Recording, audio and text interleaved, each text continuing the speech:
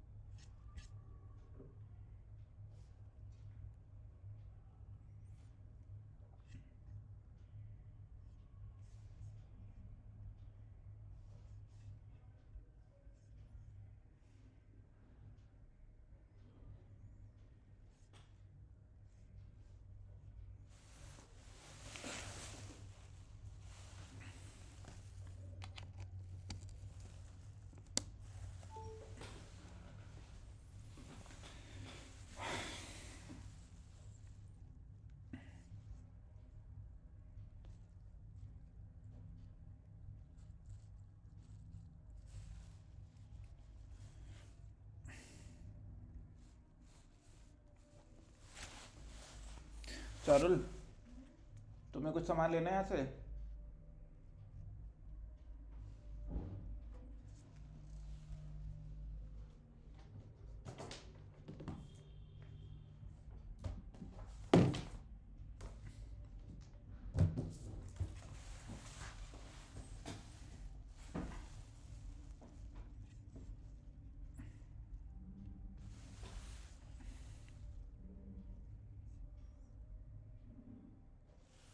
I think we should get started.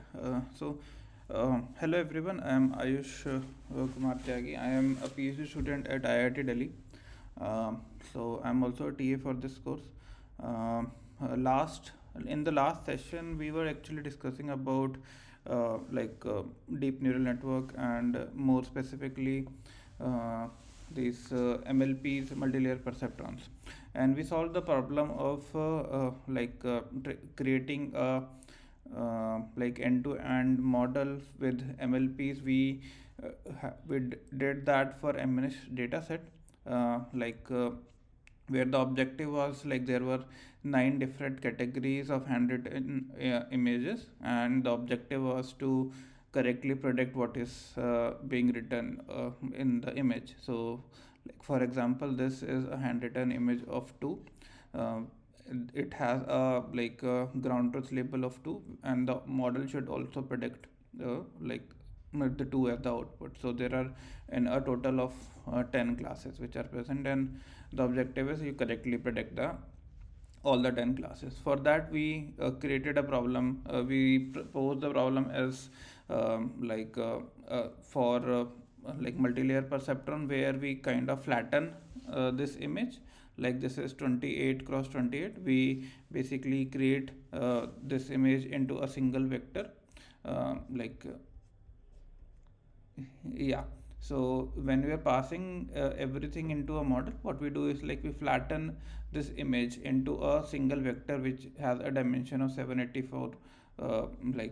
So 28 cross into 28 is basically 784, and then we process everything into process every image as a vector, and using this vector you try to predict what is the class of the image. uh, what happen in this case is when you try to train these kind of architectures on images, first of all the image size actually is very large. So in many cases the image in many cases the image size is very large. So suppose you have a 256 cross 256 dimensional image, you kind of flatten it, then it becomes a huge vector. So in order to process it, you need lot of compute and lot of neurons. Second disadvantage of using this like kind of a flattening is like you kind of lose the structure, like the spatial correlation between the objects. So suppose there is a cat and there is a dog present in the image, and what you do is like you simply flatten the whole image into one vector. Now you don't know where the dog was present, you don't know where the cat was present. So what model will be looking into is like just whether the dog or the cat is present. So that spatial structure in the image has been lost. So that's why people actually moved to CNN based architectures, where they can use different kind of filters to identify certain patterns and learn based on those patterns. So the traditional way of doing this, that was basically using predefined filters. There was a research which goes on to identify what are the filters that works for that particular task. So suppose there was some medical imaging application, and people were actually looking into what kind of filters will be helpful to like enhance the features or extract the features. But with the introduction of deep learning, people thought like, why don't we learn these kind of filters? So that's where the whole concept of convolutional neural networks come into picture. So why we are actually, so like just to summarize, why we are moving from this MLP to CNN? Because first thing is the cases where the image size is very large, you kind of you it's not very feasible to like create a single dimensional vector for an image. Second thing is like when you kind of flatten the whole image into a vector, you lose the spatial correlation between the object. So there can be multiple objects which are present in the image, but when you flatten it, you don't know where was it, like whether the dog was on the left of the cat or the cat was on the top of the dog. So that kind of correlation we kind of miss. So that's why what do we do is like we go for CNN based architectures. So in last session we actually looked into what kind of libraries PyTorch provides. So like you have nn.linear, which is basically a linear layer, and it works for MLP based architecture. Similarly, there are predefined functions for CNNs as well. The structure of the code always remains same. So you have there are three major parts. So first one is like you define what is your data loader. So you define how do you load the data, either it's already predefined in the PyTorch, or there it's been set in a particular format, or let me just admit it's been set in a particular format, or you define a custom data loader class for that.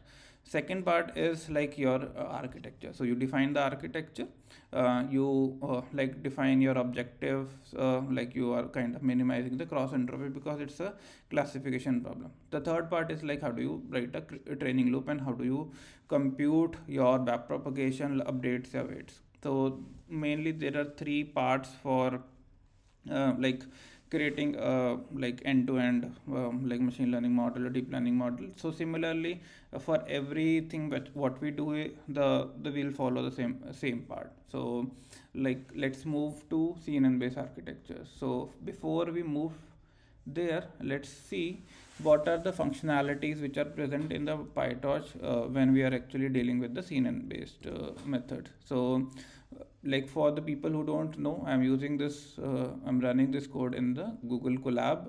Google Colab actually provides you free GPUs, so you can actually change the runtime to from CPU to T4 GPU, and you will be able to use run your code on the GPU. So GPU actually helps in increasing the computational speed. So yeah, so what we have done here is we're kind of applying a 2D convolution here. So I have defined a random numbers to a 28 cross 28 cross 3 image. So remember, so the PyTorch has a different way of representing the images. So one is basically your at location 1. So this is the first image.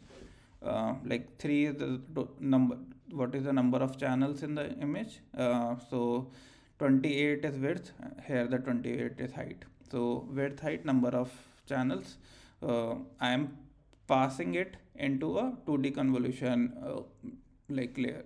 So it has basically variables which are like, we can actually define what is the number of channels. So here we have number of channels are 3, so that's why we say input channels are 3. What is the output channels? So output channels we can actually define based on the number of kernels which we are using. So suppose you are using 6 kernels, so now like you can have output like response corresponding to each filter.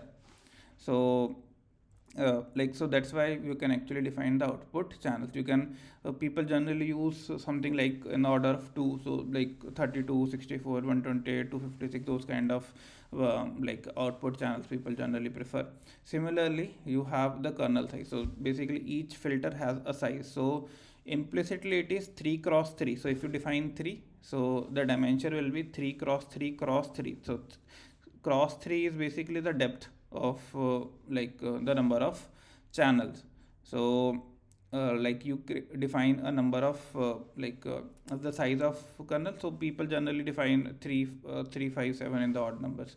Then like you have a stride also, like how do you move the filter, just with a stride of 1, right? Or maybe you move it by 2 position, so that the stride actually does that job.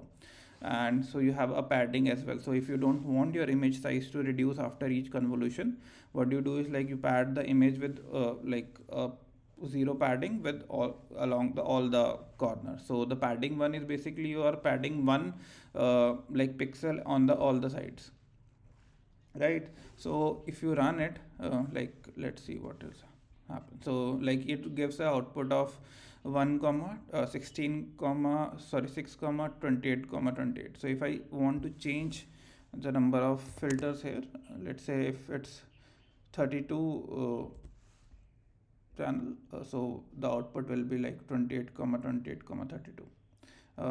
Let's see if I want to change the stride of the the kernel size here. There is a change in the dimension. So like now because what you do is like we kind of miss the corners in this case, that's why the kernel size reduces. Similarly, if you want to change the stride, you can do it. So like let's say we make the stride to any cases, what should be the the output dimension in this case? So now in this case we are kind of moving with 2 positions. Yeah, so like we kind of half uh, the overall size. So yeah, so basically stride actually reduce your overall feature dimension by half, or like if you're like the factor of your stride basically. Similarly, there is a padding operation also. If you want, you can actually increase the padding, maybe 2 on the both the sides. So you kind of increase. So because you had a stride 2, I increased 2. So like everything boils down to adding 1.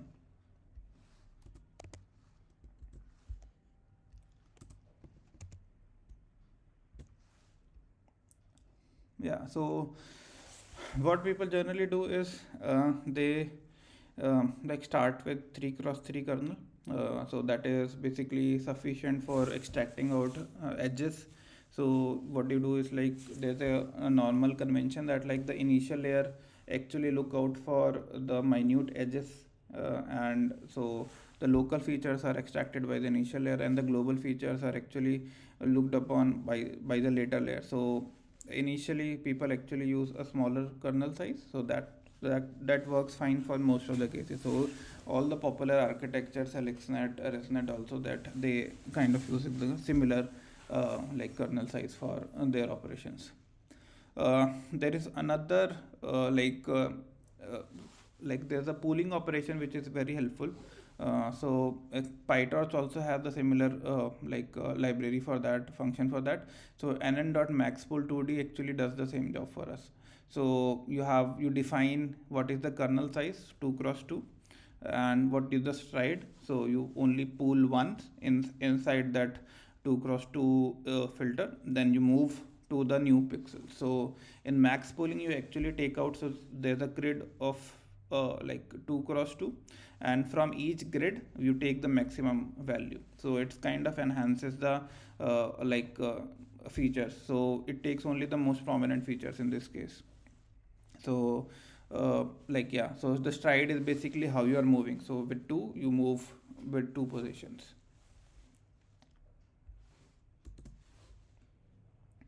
Similarly, if you don't want to apply for the average pooling, so max pooling, there is an operation called as the average pooling as well. So average pooling does the similar job, but you, instead of taking out the maximum value of the grid, you take the average of all the values.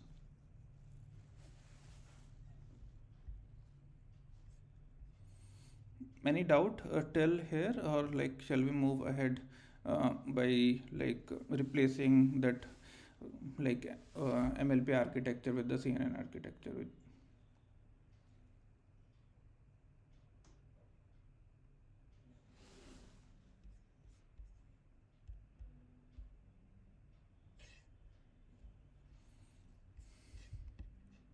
Okay.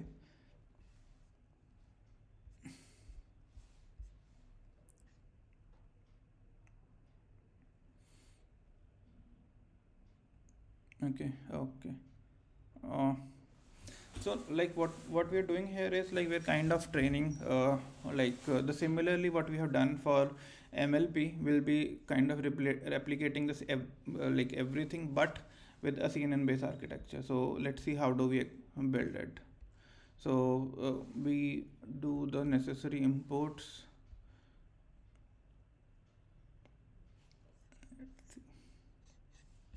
Let me just connect it.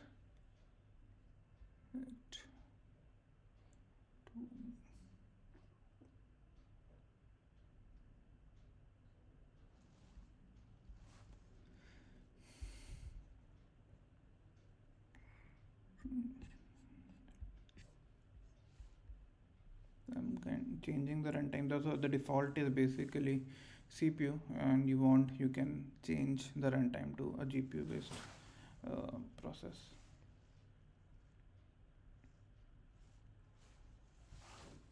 So you can see here, right? Like the T4 is available for us. Uh,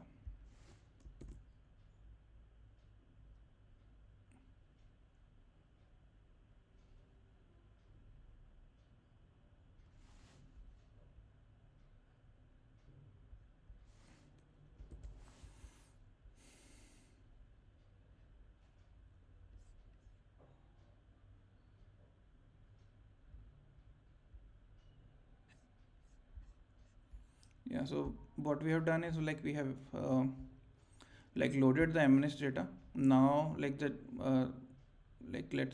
kind of build CNN based architecture. So what we generally do is we have a set of CNN layers. Then because it's a classification problem, what we do is like we kind of extract what you do is like you kind of flatten the features after the CNN layers, and then you do a basically a kind of a MLP to only get a class based predictions.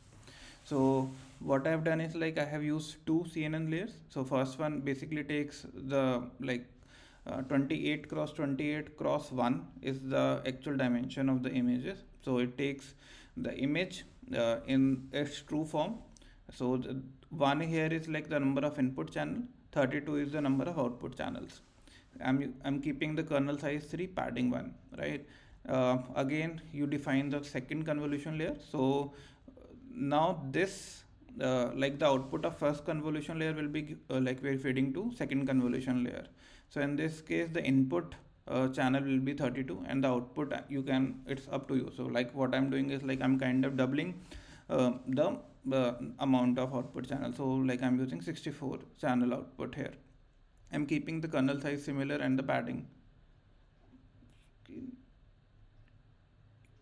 Can run Sage on Collab. What do you mean by Sage on Collab? SageMaker. Or can we run Sage? What is Sage? If you want to unmute and ask.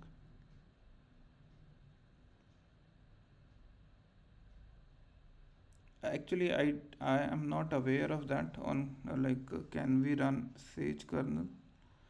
Uh, yeah, I might. You might have to check it yourself. So I have not used it,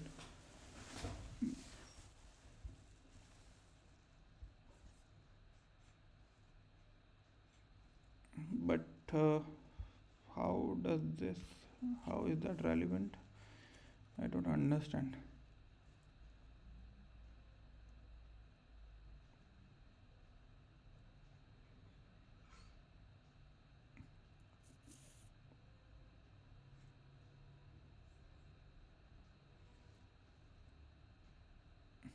Okay, let's move ahead.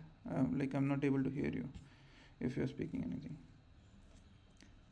So there is a Sage Math Jupyter kernel. I think he's referring to that. Oh, is it? Okay. Uh, okay. Sage Math. But can we run Sage on Collab? Uh, I don't know. I don't think so. I think you might have to import. I know you can import your Jupyter notebooks here, but uh, yeah, I don't know. I don't think it should be very difficult to just copy paste the code in the collab and run it.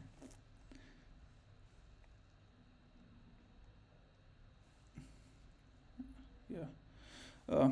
Okay, so moving ahead, what you do is you define all the function which you will be using for the architecture. So what I'm using here is the two convolution layer. I might use a pooling layer multiple times, but I define it once.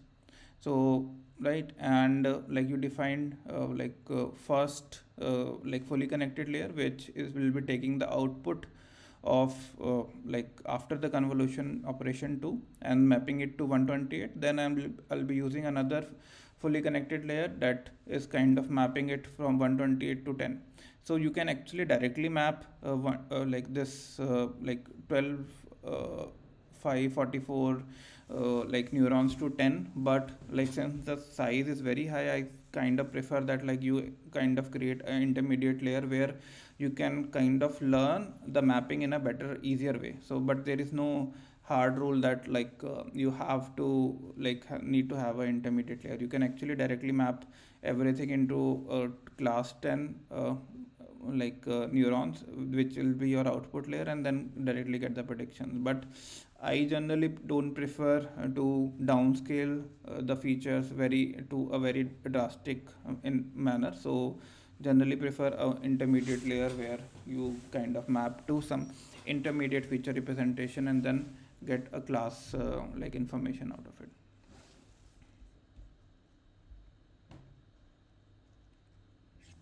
Yeah. So what you do is what I've done is after every convolution operation, what I've done is I have printed out what should be the output of from that step. So what you do is we pass the the data to convolution layer 1, then apply a nonlinearity. Uh, this output we provide to convolution layer 2, apply non-linearity here, uh, right, and output of convolution layer 2 will be fed to non-linearity, and then here I'm actually applying a max pooling operation. So before kind of flattening out, I'm further reducing this size. You can actually do a pooling operation here as well. There is no hard and fast rule that you can only operate do a max pooling or average pooling after second layer. So it's kind of very flexible. So uh, you can do a pooling after first layer or second layer. Just uh, it is just ensure that yeah, there is some sufficient dimension like for second layer to extract out information. Right, so if your image size is very small, I would say that you do a pooling only once. That should be fine. But if the image size dimension is 256 or 253, you can do a pooling after each operation. So once I'm done with the pooling, I do a flattening. This flattened represent image like features, I'm passing it to the fully connected layer, right? And then I'm doing that passing this fully connect output of this fully connect first fully connected layer to the second fully connected layer. In between, I am using the dropouts. Dropouts are basically to ensure that there is no over dependence on the features. So, kind of avoid the overfitting in many cases. So, dropout is actually very helpful whenever you face that like the model is overfitting. You just do the dropout. So, there is a different it also has like so nn.dropout provide a functionality where you can actually define how amount of dropout as well. So zero point 0.5 is something which is commonly accepted, so people generally use zero point 0.5, but you say that like you are not too much overfitting and you feel that like only a small amount of dropout should be helpful, so you can actually do 0.2 zero point 0.3 also. So what dropout does is basically randomly drop 50% of the connections in the from layer 2 to layer 1 to layer 2, so fully connected layer 1 to fully connected layer 2. So in between, yeah, you have done a dropout in this case. So it yeah, it's kind of like a way of avoiding overfitting. And then like you have the final output present here, which is the output of the fully connected layer 2.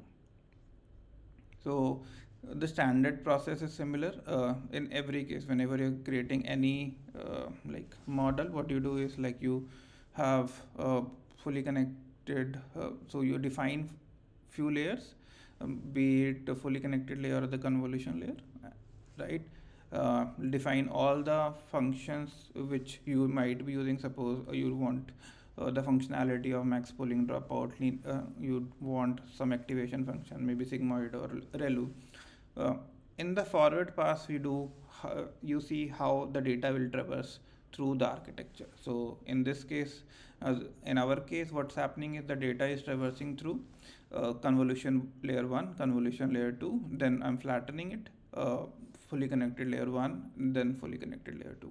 So this is the way the data is traversing, and intermediately I'm actually applying in the relu operations, pooling, dropouts. So these operations you can see like where you want to apply. Right. Once I have defined the architecture, I'll that's the matter of training it. So what I'm using is cross entropy loss and using optimizer Adam with a learning rate of 0.01. It typically works. So if you want to see what is the output of the model is, so what I'm doing here is like I'm kind of printing the output of after each layer. So what I'm feeding here is like 1 comma 28 comma 28. So the output after first layer is like 64 is the batch is like you're passing 64 images all at once.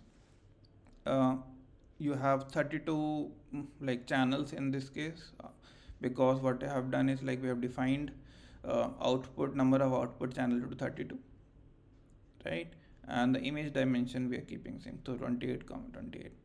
So after the second layer, what you do is it should be similar. What you're doing is like you have 64 with the batch size. Batch size should be consistent throughout the architecture, because architecture should not affect the batch size. You have 32 channels was the input, the output is 64 channel. In after the convolution layer 1, convolution layer 2, the output image dimension should be similar, but I am also applying a pooling operation. So that's why you have there is a scaling down of the overall dimension. So we are doing it halving the whole image size. So the final image size is 64 comma 14 comma 14. What we do is like we kind of flatten it, so we can multiply all the operations. So 64 into 14 into 14 should be this. So we have flattened this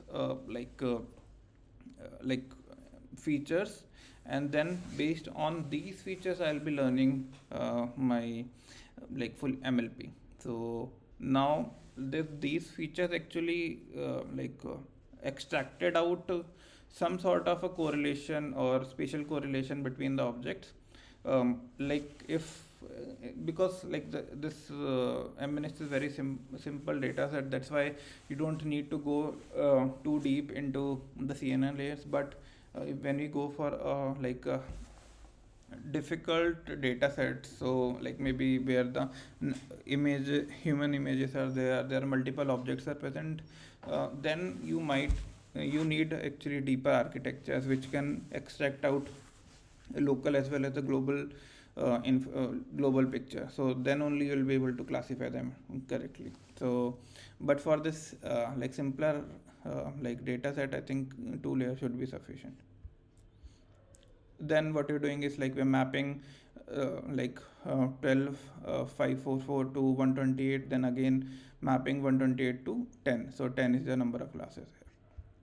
What we do is like you train it for few epochs and you can actually test it, you get a decent accuracy, so 99.13 after only 5 epochs you're getting. So like it's training very fast, and if you want you can actually see what kind of predictions you're getting. So you say that the actual was 7 and the predicted is 7, in all the cases it's correct. So yeah, so this is basically a CNN based architecture, and how you can actually use a CNN based architecture to solve the same problem which we have tackled using a MLP based architecture. But this is a very simpler algorithm, right? So let me just see if I had the output here. So in CNN based architecture we were getting somewhere close to 99.13. Here we are getting 97.18. If I train for few more epochs, it might go to 98 19. But the point here is because our data is very simpler, that's why the accuracies are very close to each other. But when you go for complex data sets, the CNNs actually do have a very good edge over MLP based architecture. So the bottom line here is, or the takeaway you can say is, whenever you are dealing with imaging application modality, just go for CNN based architecture.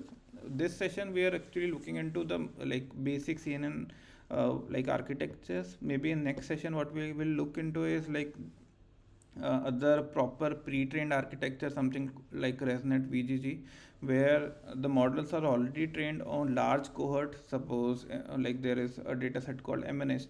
So ResNet, which is trained on MNIST, already has good enough filters which can extract out features from different type of images. You can basically fine tune your model based on those features. So these CNNs or VGG 16 LXNet work as a very good starting point, whenever you are kind of transferring that knowledge into like your own problem.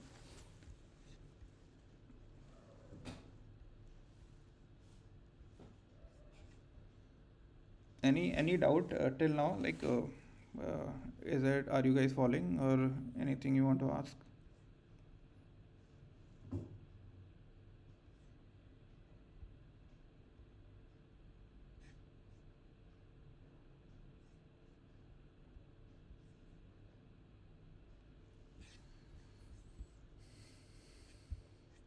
Is it clear at least?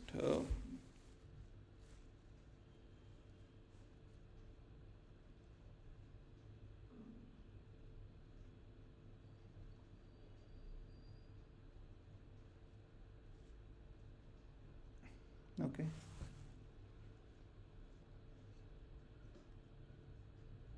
Okay. Okay. Hmm. Okay, for others also, is it clear, or any? Do you guys have any doubt? I think it's a good time. So there are any few students. If you guys want to ask anything, I think that yeah, it's a good opportunity for you.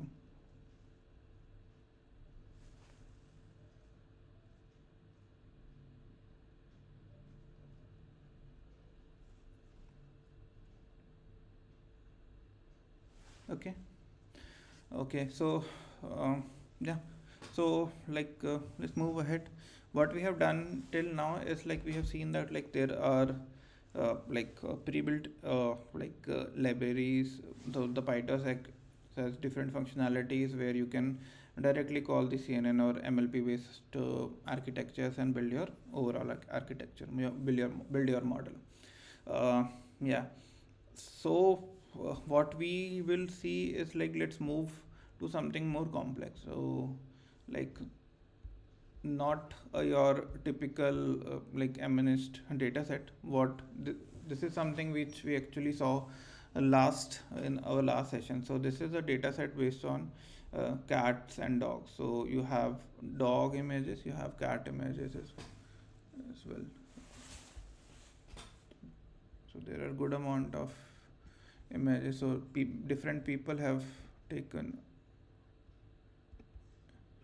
cat and dog images, and so the our task here is basically to correctly classify these dog or cat images. So the challenge here is the dog and the cats, you know that like, they can be present in weird angles, and the quality of the cameras where that images are taken, the size of the images are varying. There can be a class imbalance in these cases, and there can be multiple objects might be present. So I saw one of the image where the dog, so there was a cat and there was a teddy bear next to the cat. So these kind of additional backgrounds makes things difficult for these deep learning based models. So now you actually need more compute, or like more the architecture should be more uh, complex, or like should have more capability to be able to cater these challenges.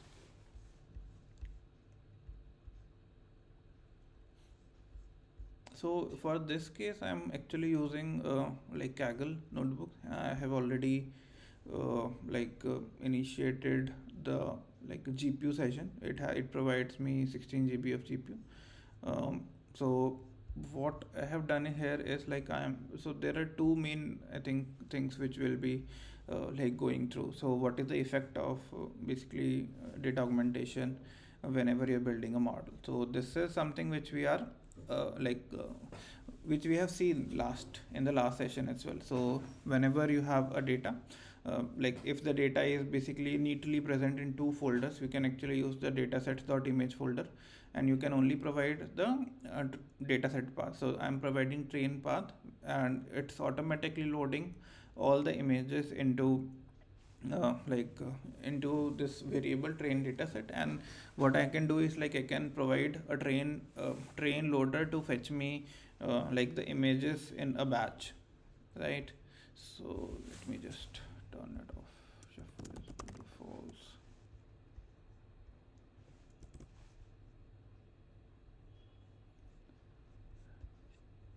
Shuffle is equal to false. Let's see the train images. How does the train images look like? So yeah, it's loading.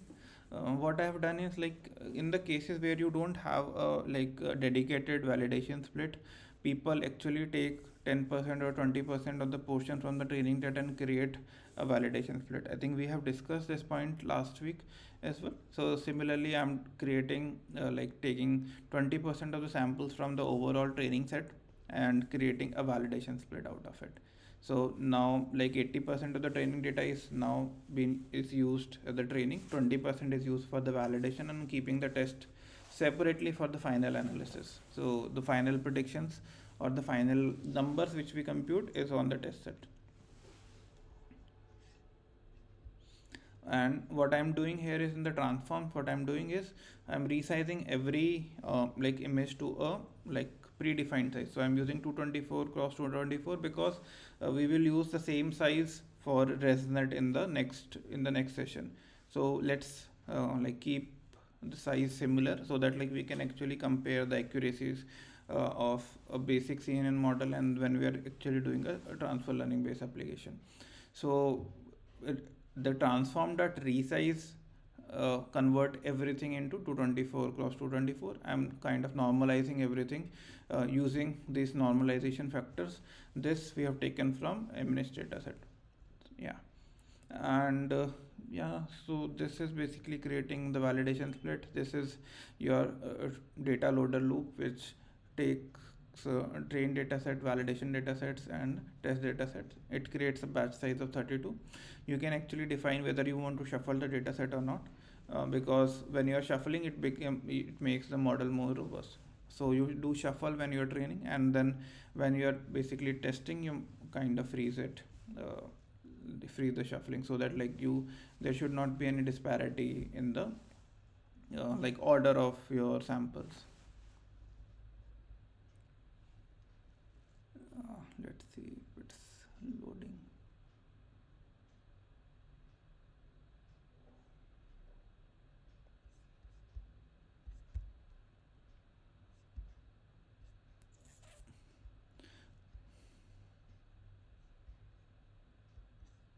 Okay, meanwhile let's see the architecture. So I've created a slightly more complex architecture. What I've done is, like, now there are three channels. So earlier we were actually dealing with like grayscale images kind of. So they have only one channel, but now we have three channels because these are natural images, and the three channels are RBG channels. So like input is three channel. I'm using 64 like filters for this first layer, so the output will be 64 like channels. I'm using the similar kernels which we were using earlier, right? So so yeah, so the kernel size is 3, padding is 1. After that convolution, your convolution operation, I'm using the relu, then max pooling at each step. So because now the like the image dimension is pretty like large, so 224 cross 224, I'm at each step I'm kind of dividing it into half. So again, so in the second layer as well, I have like convolution layer 2, which is taking the output of convolution layer 1, which is 64 channel, and then again I'm kind of doubling the amount, like amount number of filters. So kind of we are extracting more and more information from your initial observations. So this, the kernel size and the padding remain same. We'd apply non-linearity, max pooling. Again, we do the similar operation. You do input is 128, output is 256. Uh, Again, you have a like yeah. So in total, there are 4 convolution layers. Then what you do is, like, the output of this convolution layer, I'm feeding to MLP based like model, which is kind of flattening it and then mapping it to number of classes. In this case, we have the number of classes are 2.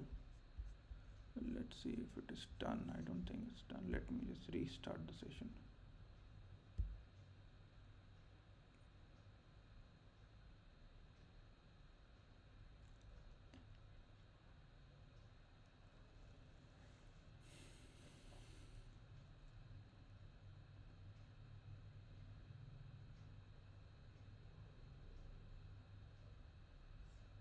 Yep.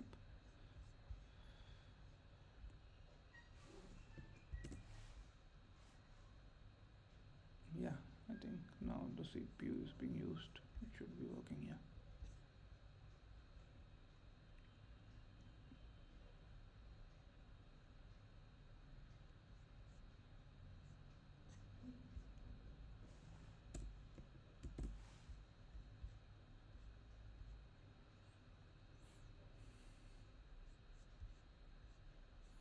Yeah. So these are the images of the data set. So you can see like there are cat images, dogs images, there are objects as well. So there's a like man behind the image, so image of the dog. There can be some, let's see few more images. So there is some sort of a camouflage. In this case, the cat is like not very clearly visible. Cat can be present in various weird angles as well. So some, like, if the cat is basically lying like on its back, so those cases the model should not get confused. So uh, the challenge is basically how do you differentiate between the foreground or the background, and then you have to basically classify because the attributes are kind of similar. In many cases, like the fur here as well, look like a golden retriever fur. So both of these images have the similar color texture, but the attributes like the nose is completely different. There are some sort of a mustaches.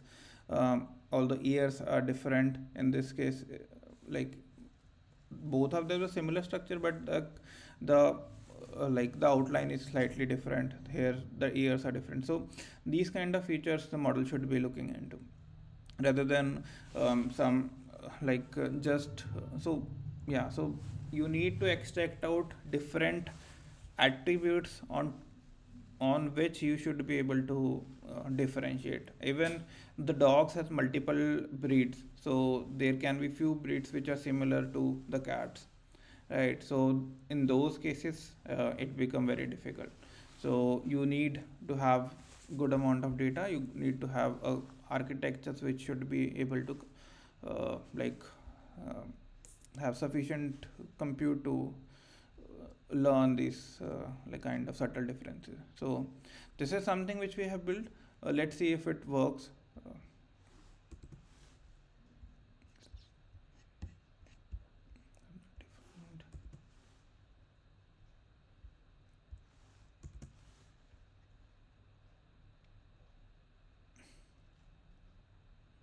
yeah, so it's kind of outputting for a batch size of one, it is outputting two like two probabilities. So basically it's providing so for each class it's giving me some sort of a number.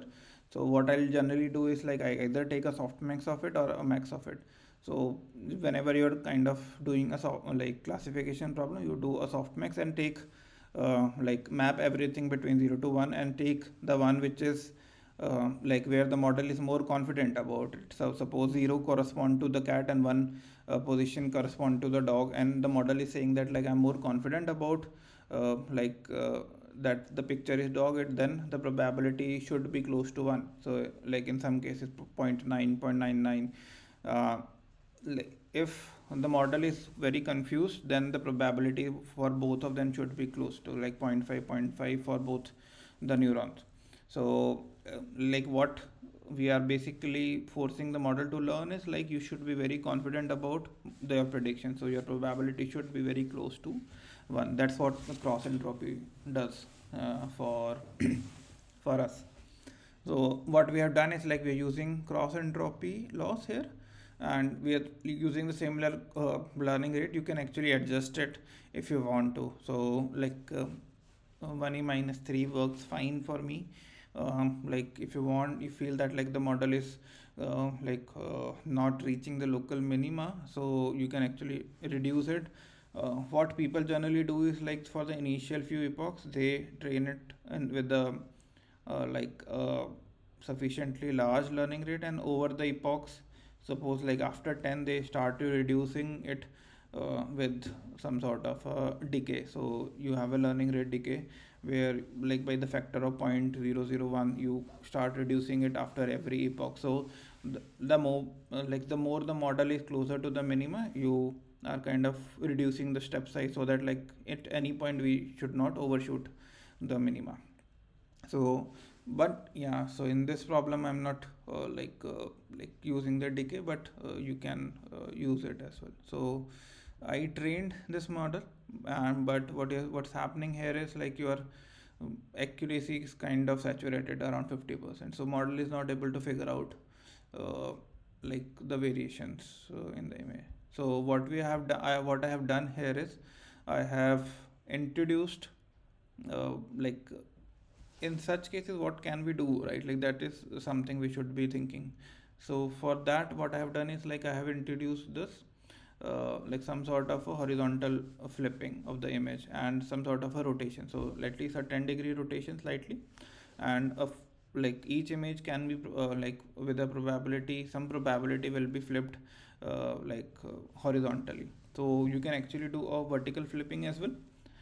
So in now what we do is like we train a similar architecture and see that like there is an improvement like in the overall accuracy. So validation accuracy was earlier close to 50. Now like uh, like with these kind of augmentations you can actually increase it to 88.76. The highest is 90.76. You generally pick the model which has the best validation performance and then you test it. So whenever like your model is not working, I would say just try to see if, what are the variations. So for whenever the model is not able to learn, so just see that like whether the learning rate is too high, so try to reduce the vary the learning rate to a smaller values. See what learning rate works best for the model. Like if you feel that like you need some sort of a regularization, or so that so like you can do some augmentation as well. So augmentation generally help in most of the cases. So imaging you uh, do like augmentation, this random flipping, horizontal flipping, vertical flipping, some sort of a rotation, some sort of a change in the color contrast, like in the pixel space you can actually change the like like colors of the images.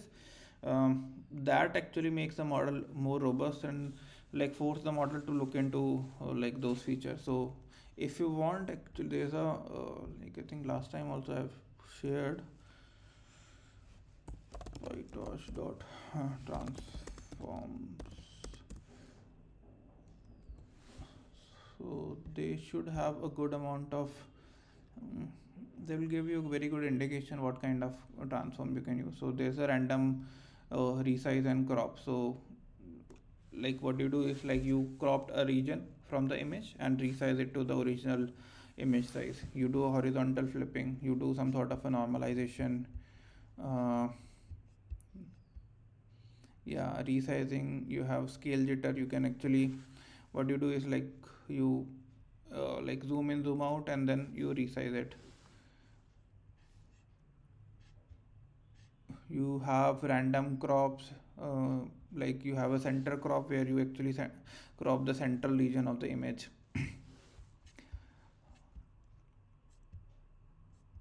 Yeah, so these are the basically color variations if you want. But the cases where color is very like essential, uh, like in those cases you don't want to do these kind of like operations, or you have to be very cautious about what kind of augmentation you're using. Suppose you are doing like tree detection, so horizontal flipping might work, but the vertical flipping of the images might not be helpful for you, so because the tree cannot be vertically upward, right? So the roots are always toward the ground, and the images, people, I don't think the people will actually do like click the image in the rotated manner and then upload it. So uh, like those things, like obvious things you might want to avoid. What we do is like I work in histopathology images, and in those cases like the color, like the staining of the images is different from different hospitals. So some might use different kind of staining, different so in those cases you need to have a color variation just to ensure that the model is robust for different type of stain. So that becomes very crucial when you're building or deploying these machine learning or deep learning models to the real world setting. So um, these kind of techniques basically make your model more robust.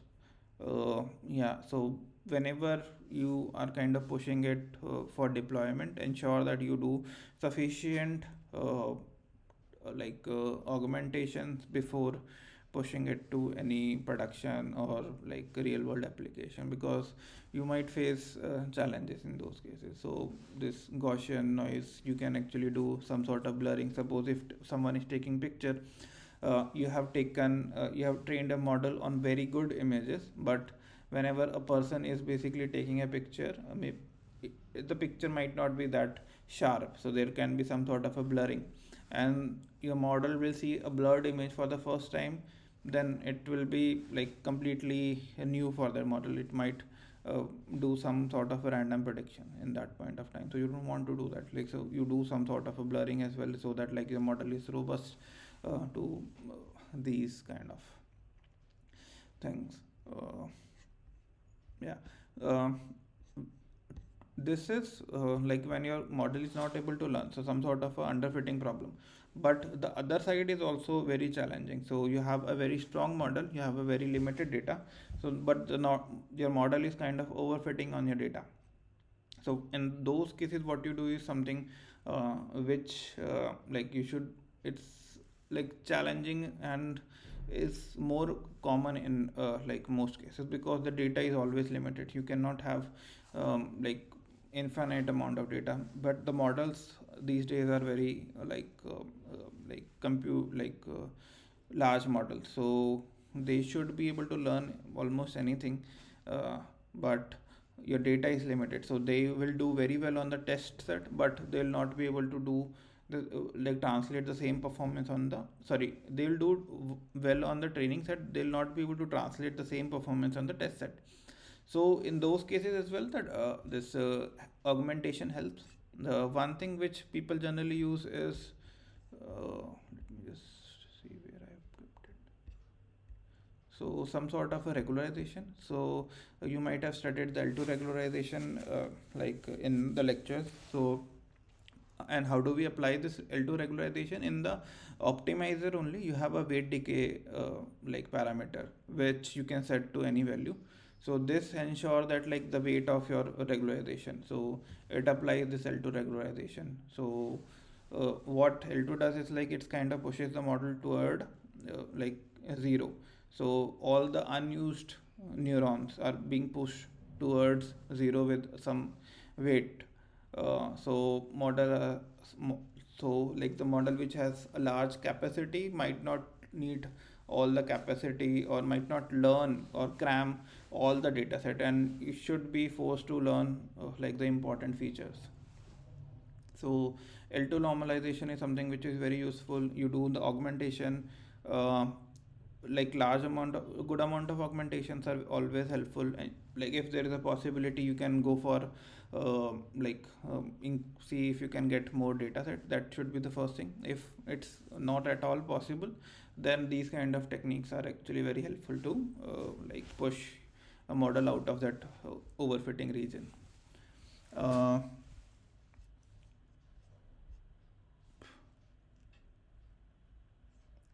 yes, Swati.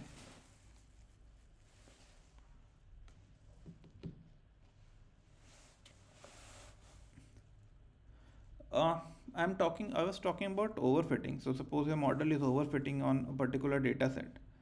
So what is happening is like your model has a lot of learning capacity, but the data is very limited. So model has actually learned everything about the data set, and uh, right, and it does very well on the data set, but when we go for a similar data set or the similar images which will are coming from the real world environment, model might not translate the same good performance to the test set.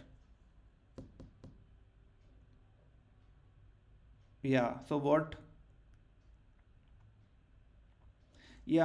we do is like we do some sort of a regularization. So what people do is like they do some sort of a L2 regularization, which uh, kind of pushes the model weights toward zero. So all the unused weights like are being pushed toward zero, and now the capacity of the model is being slightly reduced. So model are now forced to basically learn only the relevant feature, not like cram the whole data set. It is very similar to what people do for dropout, right? So you don't want like your, whenever you say that like okay, so the neuron 1 whenever is high, what I'll do is I'll just predict it as a cat. You don't want that. Like, so those kind of like shortcuts you want to remove from your like model.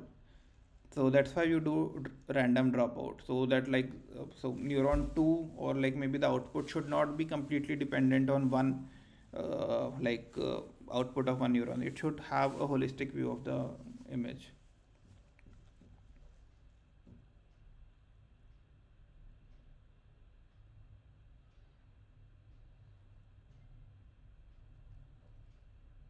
So I mean, so like dropout we do while training. So like, so in suppose let's say that this was your first like epoch, you passed your data, you have updated your weights. So there are some connections which are being forced, which are being formed, right? Now you do a dropout.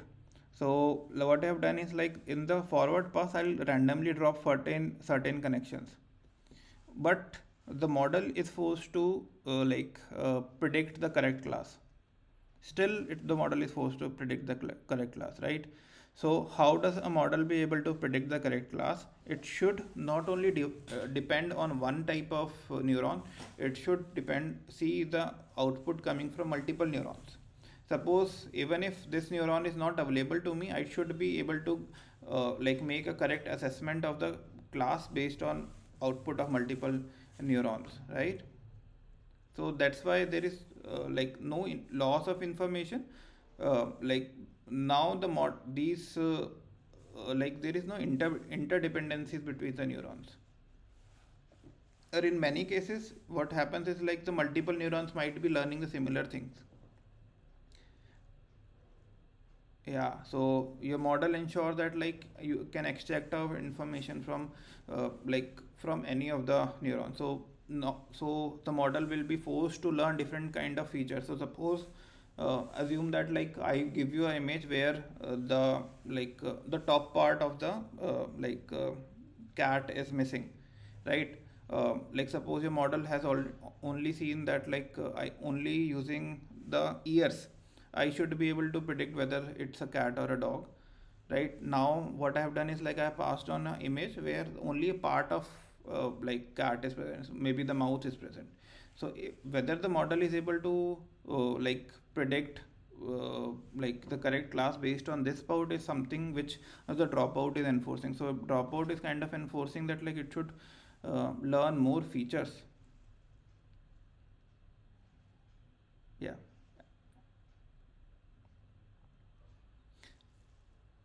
And you can actually you can define multiple dropouts, different type of dropout, like different intensity of dropout at each pass.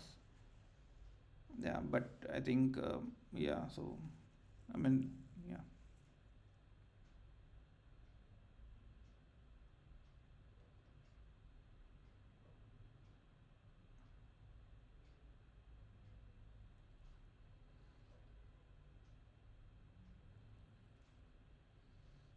So deterministic you don't know, right? Like, so the learning is actually happening on the go.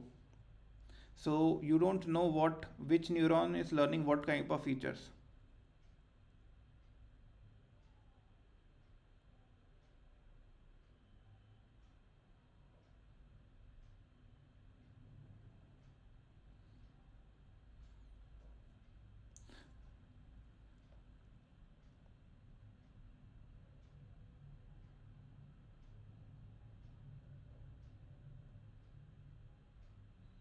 Yeah, people actually people have actually seen this problem, uh, to which neuron should be dropped, right? So that is some like a very, I think, different topic, but people have thought about it, but in practice I think a random dropout does the job. So basically what it's doing is like you are kind of dropping 50% of the neurons randomly. So like every iteration, so I mean the another way of looking into it is like you're kind of training multiple different model at each iteration. So each epoch you have training different model, right? And still able to figure out what is the correct classes. So your model has that capacity even if one is not able to perform well, the other neurons will be collectively come together and give a very good answer. Yeah, so did because so everything is being trained in a go, right? Like you don't know which neurons are is learning what, but I think it's a like some sort of a research problem where people actually look into that which are the most important neurons, and if I drop that or mask out that neuron, there is a significant decrease in my performance. Then during training I ensure that like those kind of neurons or should be particularly targeted, so the randomness should not miss out on those neurons. But I think because we generally train for large iterations, so this random dropout actually kind of cover in one of those epoch. So I don't think it will make a very much difference, but people have actually looked into it.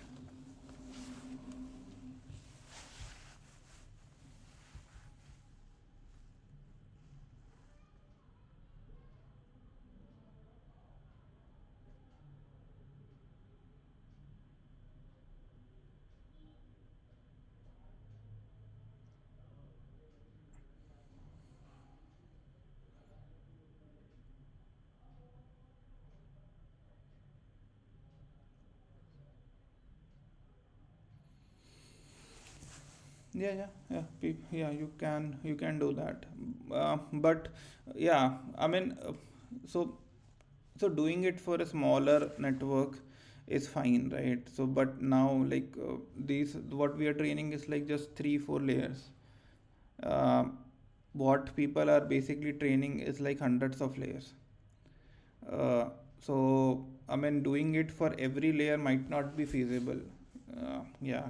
So even I've not practically seen people are using doing it for each epoch. The random dropout is generally works for most of the cases. So I would say the effort versus the gain should be very different, right? So the effort is very high, the gain will might not be very large in this case. Yeah, yeah, that's what I meant.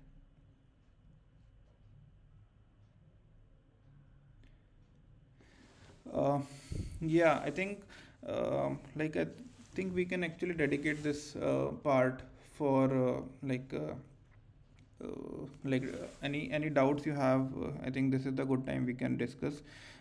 Like for me, I think this was my content for this week. So we started with MLP, like and we introduced what are the convolution operations we have in PyTorch. We linked whatever we have built using MLP. We replicated replaced MLP with CNN. We observed that the CNN actually does better, uh, right? And then whenever we are basically building up for real world application, we saw that like what kind of architecture and what kind of operations you need. There are two cases. There can be a case of overfitting, there can be a case of underfitting. Whenever there is overfitting, you either go for augmentations, some sort of a regularization. Whenever there is a underfitting, whether the model does not have the capacity to learn relevant features from the data, you should be able to increase the model capacity.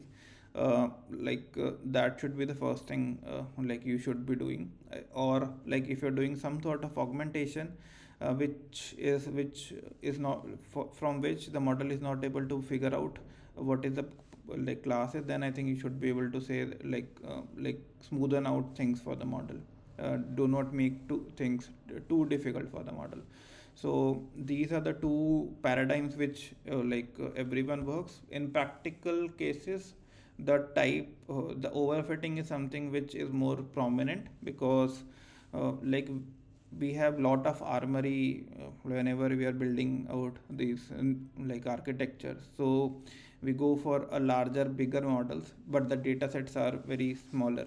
So you are more like prone to overfit than underfit. So these tricks are something which I use, you do some sort of early stopping. Early stopping is something like you don't train. If you say that like I want to train for 200 epochs, you don't always train for 200 epochs. If your validation loss start to increase, you stop at a point where it start to increase. So you wait for few epochs, let's say one epoch it start to increase, then you wait for second epoch, it is still increasing.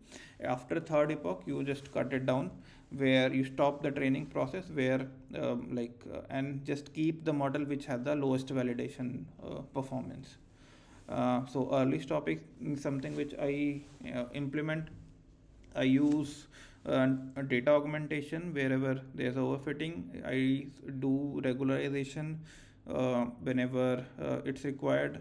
Dropout is something which is useful. There is something called as a batch normalization, which I have used here. It is also a very good point where you you ensure that there should not be a covariate shift between your training data and your test data. So a normalization is also helpful. I think these 4 or 5 things are something which whenever you are building these tools should be there for you. You just keep a checklist of these 5 things, and see that like whether I'm kind of taking it one by one and still it's overfitting, then just see that like you kind of use model with a lower capacity. Just see that like if you can get more data, then I think those are the two options you can have.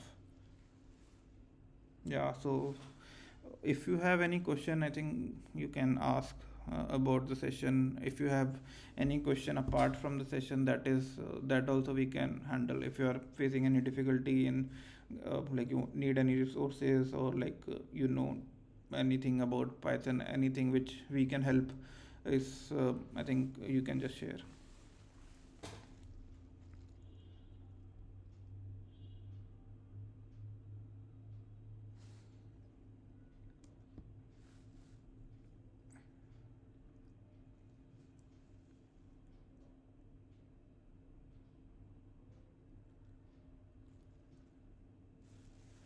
Uh, See, I mean, my experience,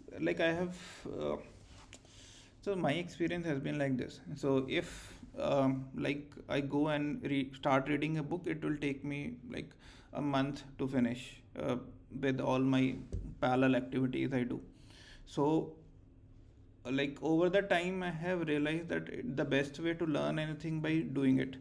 So you simply jump into coding in Python. That's what I would say. Just learn swimming while jumping into the sea. So I think in the first session what we have done is we have uh, a small tutorial on intro to Python, so which should be shared with you. The resources are should be there.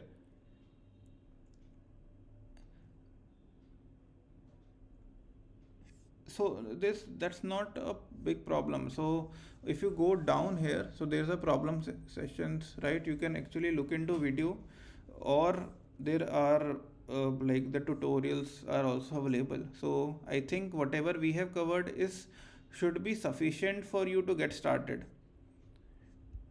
right? You don't have to learn whole Python to get started. So whatever the information is relevant for this course is here. I think you can go over these tutorials and just get started with things. I would say strongly suggest whatever the materials we are providing, just run it run it and just try changing few parameters here and there and see what is the behavior of the model. If you are able to figure out some pattern, then I think you should be able to relate correlate it with the whatever you have studied in the lectures and those kind of things. Just play around it, make it, break it, those kind of things. Then only you should be able to learn it. So yeah, so there was one more question. um,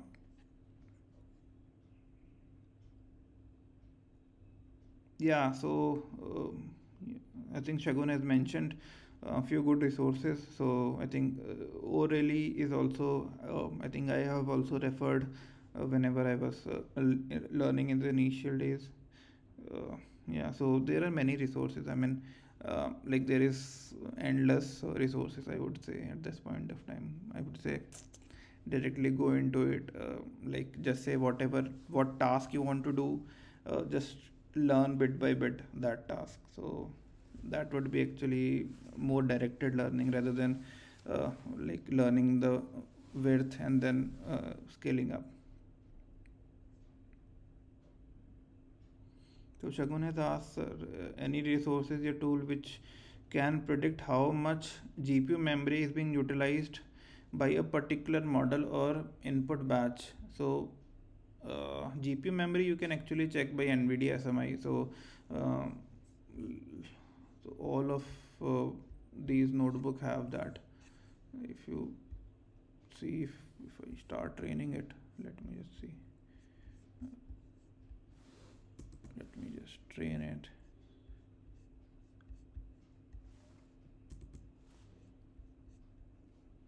Yes, NVIDIA SMI helps to monitor the GPU utilization. Yes, yeah, that's what it is.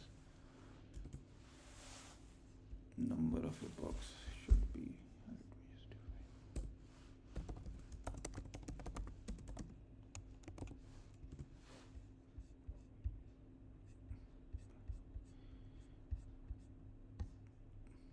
So this device function is something which ensures that with if there is a device that is your GPU available in your system, it pushes the model to GPU. It checks toss.cuda dot is available. So it checks for CUDA.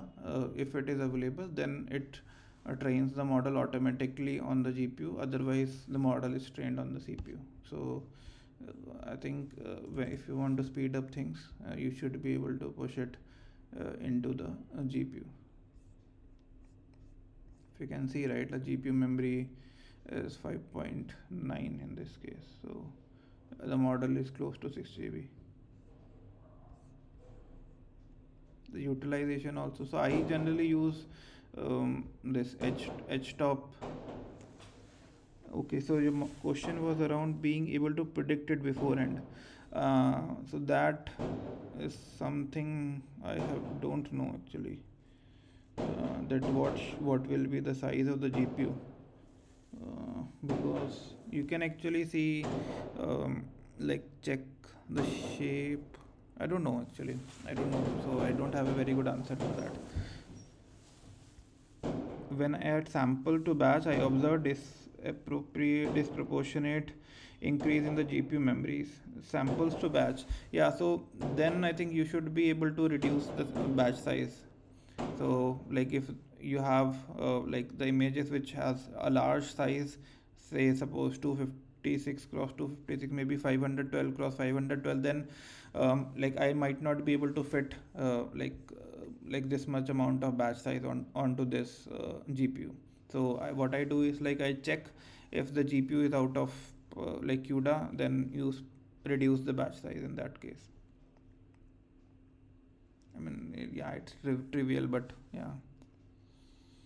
Beforehand, I don't know. Like even I have not checked before putting it into the GPU. It's more of like you put it. If it works, then it's fine. Like if there is more space in the GPU, you increase the batch size. If there is saying that it's GPU out of queued out of memory, then you just scale down the batch size. Yeah.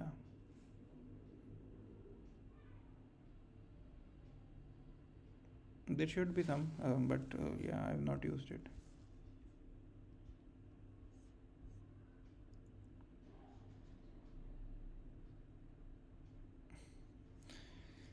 Anything else you guys want to discuss?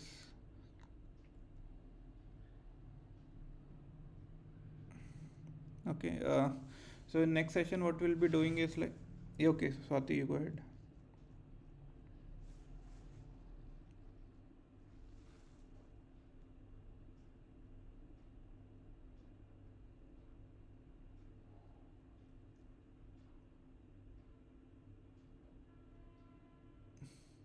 I mean, what you can do is like you can just post it in discussion topics. People should be able to take it from there.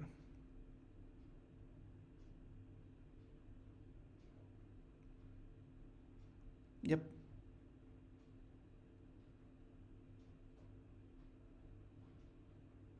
Yeah, yeah, that should be, that's a good place.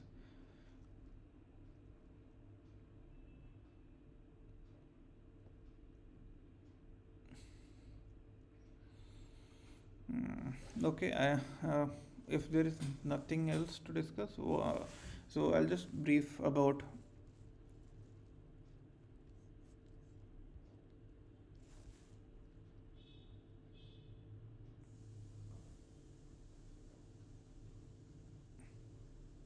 We can do that. We can do that.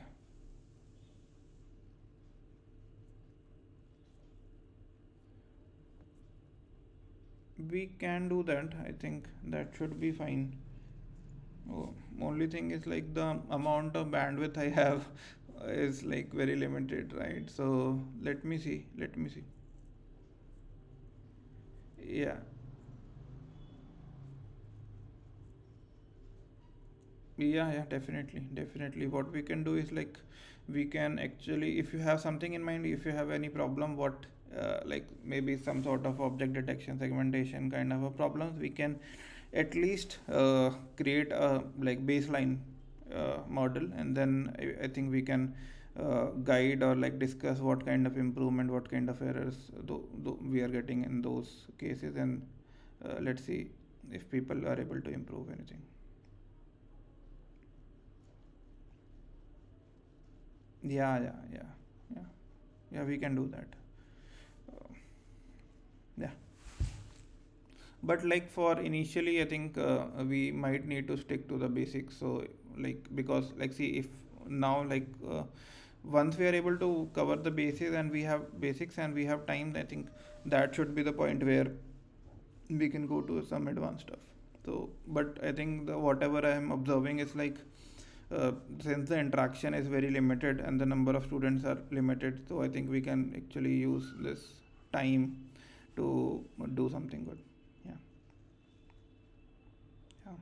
Meanwhile, I think you should be able to post it like in the discussion, and if anyone is willing to join, just either put a Google form or something so that like get to know what if people are joining, and you should be able to form a team or something like that, or whatever suits you. Yeah.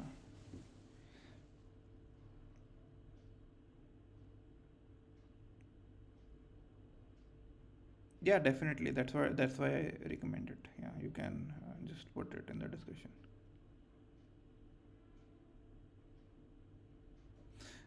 Okay. Anything else? Okay. Yeah, so I think the last bit is basically what we'll be doing next week. So I think next week we will start with looking into. So we have guest. So next week we will start looking into the ResNet and VGG, those kind of like standard architectures, and see maybe run the same problem, this cat versus dog kind of a problem, and see how what kind of accuracy we are getting over there, and like what are the benefits, what are the maybe we'll see that like what kind of features these models are learning. So like I think this from this step I think we will actually move into deep learning like architectures. So majorly vision based. Let's see if I can get some RNN based application or examples, but surely we'll look into ResNet or like VGG.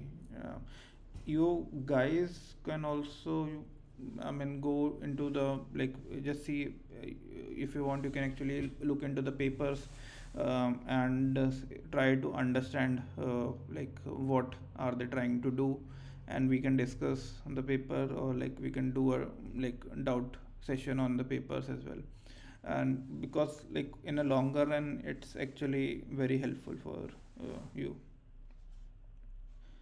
because for coding it's like just importing something. But once if you really want to understand, just look into the literature and see why ResNet was proposed, what does it solve, and those kind of questions if you ask, uh, you should be able to get the answers from the paper they have published.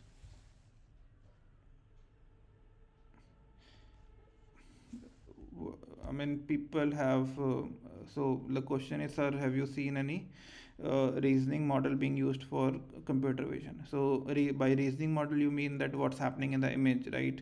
So maybe there's one person who is driving a car, right? So if you pass it on to a reasoning model, it should be able to figure out what's happening in the image. So that's what you mean, right?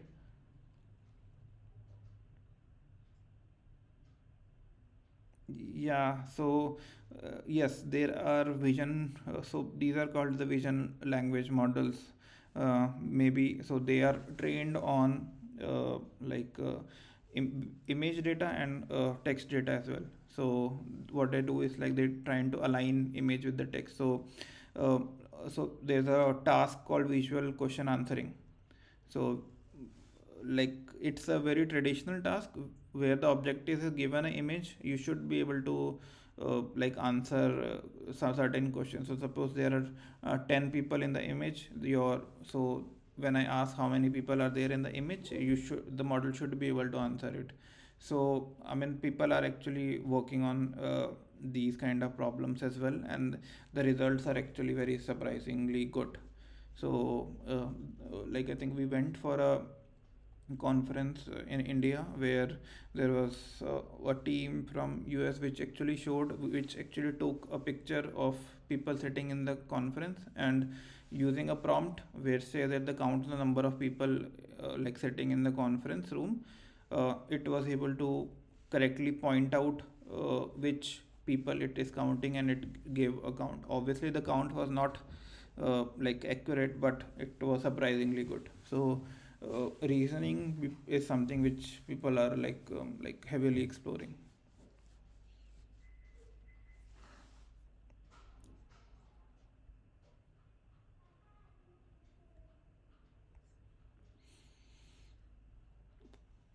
Okay, anything else anyone want to contribute, or shall we close in?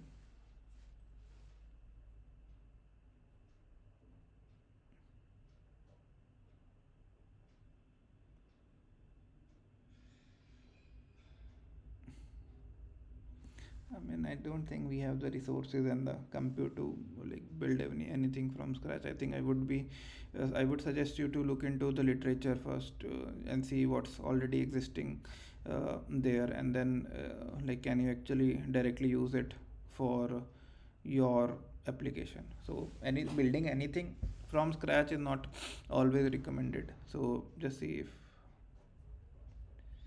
uh, I, I mean, you should be able to figure it out. I think there should be any. If there is anything, I think I should be uh, not even fine tuning it.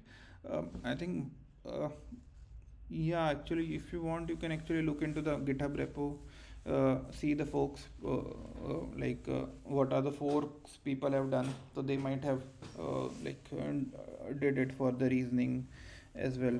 So you can do that, but there are free models as well, which you should be able to look into. But I would say just before building, just like putting on resources and the energy, just understand the problem first. I mean, that is more crucial. So that actually determines, is it whatever the problem you have in your head is worth solving or not. So understand what the DeepSeek is doing, understand what are the reasoning models are, what are the different models they are, just see that what are the advantages of each model, and see if you can actually directly use them into your application. That should be the first step, rather than going with building on that. So yeah, okay.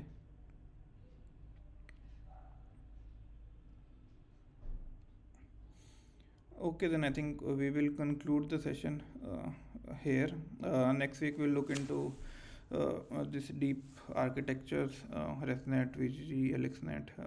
I think we might see the performance here in the similar data set. If like I'm able to do something on RNNs, I'll try that. Anything, any doubt you have, like I think you should be able to post it in the discussion block. uh, and I think once your assignment is done, we should be able to discuss out the assignment as well, questions related to assignment. Yeah, after 19th.